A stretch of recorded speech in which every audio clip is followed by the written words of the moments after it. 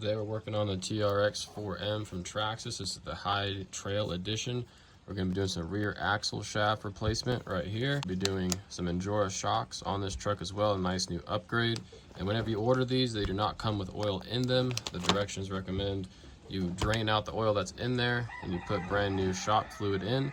So you're going to have to get this as long as you have this type of shock as well. The tools you're going to need for this project is just a little Allen that has the hex head for the wheels to take off and a very small Allen wrench. And that's all you're going to need to do these repairs today. Your axle shaft, cut these open, get these from Traxxas. These are probably about, I want to say maybe $10 after taxes. You get 2 of them. These are not the heavy duty. These are just the standard normal stock shafts right here. So get those installed right now. The easy replacement part, just take out these 2 little screws right here. Fairly easy, fairly quick. Not much to it. Just make sure you save them because they're very, very small. And now the second screw.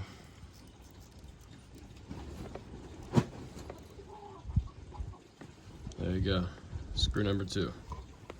Easiest way to do this, if you have a little tool to grab it, or if you have just enough, just try to pinch it a little bit and it should pop out fairly easy. So now you have the old axle right there that snapped and the new one that is ready to go. On the back of this part, it does have this little indent, I guess machined groove. You're gonna put that little copper piece back on. You're gonna find inside of here where this lines up. Should be fairly easy to do. Push that washer in, and it should spin. Now you have it, a new piece installed. I'm gonna put the screws back on, and then we'll move on to the shocks.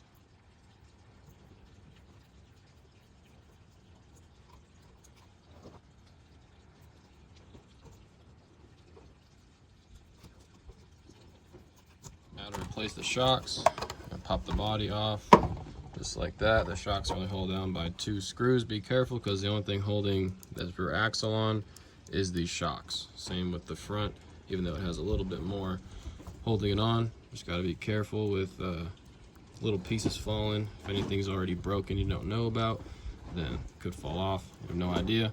Roll on the floor in the sand, never find it again. So here we have the old versus the new shock. Very little clearance, and now you can see that travel is much, much better.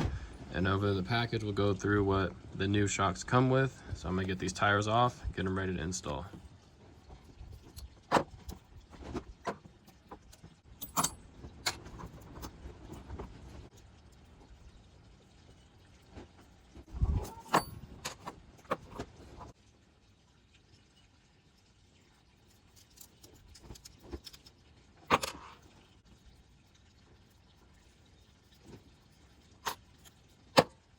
So in the brand new INJORA shock package, you're gonna get a little baggie filled with brand new screws, the little ball joints, and every little washer you're gonna need. Extra set, it looks like a little bit of heavier duty springs. Doubt I'm gonna be able to get one of these apart. But you can see a little bit heavier duty than the normal spring, a little bit thicker. So if you want softer suspension, keep the original ones on. A little more stiffer, you're gonna keep these ones on. But now that all the shocks are off, you're left with basically just a free hanging body. So gonna take these apart, get them prepped, and get these things ready. So for these little washers, I found that they fit perfectly. I don't know, there was no directions that came with it on how to put these in, but these with the washers are a nice snug fit. And without the washers, if you want a looser feel to it, say leave the washers out, then this kind of wobbles around, is a lot more loose. So yeah, I'd say you want a nice snug fit, put the washers around here. If not, go without no washer. That should be a nice loose fit. So to take apart the shock, it's pretty simple. You're gonna lift this up, this gold piece isn't attached to anything. You're gonna slide this piece off, then that'll let the shock go. And then from there, you're just gonna wanna spin the top of this off, just like that, while you're left with inside. See, no shock oil, very little. So the direction that did come with it, say that you gotta put the shock body all the way up. In the directions, it says compress the shock fully so that the rod end is against the bottom of the shock body like this to fill it. I've never seen anyone do it like that before, mainly because you can't get any oil in there. So what I do, what I've seen on YouTube, is just fully bring it out, and then you're good to go to start putting shock oil in. So get all the way in there. And now that it's all the way to the top, move it up and down a little bit at the bottom. Try to get some air bubbles out. You see how it's moving with the air. See the air. And then go back down, and you should be good to go. No air bubbles, and put it back together. So putting the shock back together, fairly simple. You have your oil in.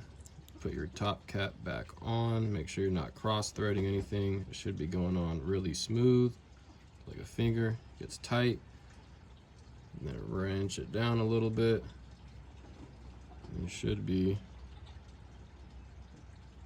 good to go, just like that. Weird thing, I put all the oil in, and now my shock will not compress all the way.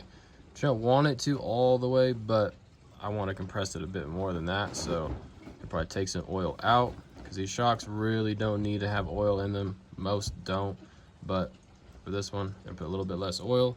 But for now, I'm gonna show everyone how to put these things back together. Just throwing the spring back on, throwing this metal part back on.